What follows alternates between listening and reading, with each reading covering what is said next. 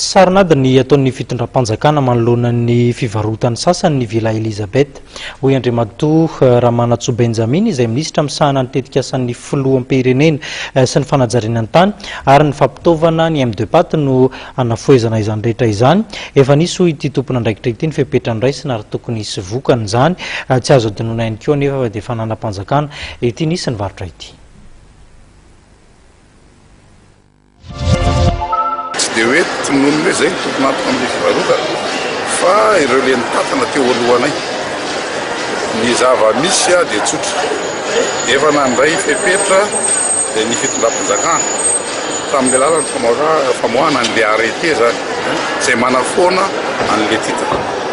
Faharoa manarakaraka an'izay dia tsy nionona tamin'izay ny ministera rototo fa nametraka saisine ny Bianco zany mikasika hoe manokafany fanadiadiana lalina mikasika ny retarin-javatra. Misy moa milaza hoe sarinady hita eo ny mahasarinady an'izay asana zay ny teny an'izany no manao sarinady na ny fitondram-panjakana tsy manao sarinady rehefa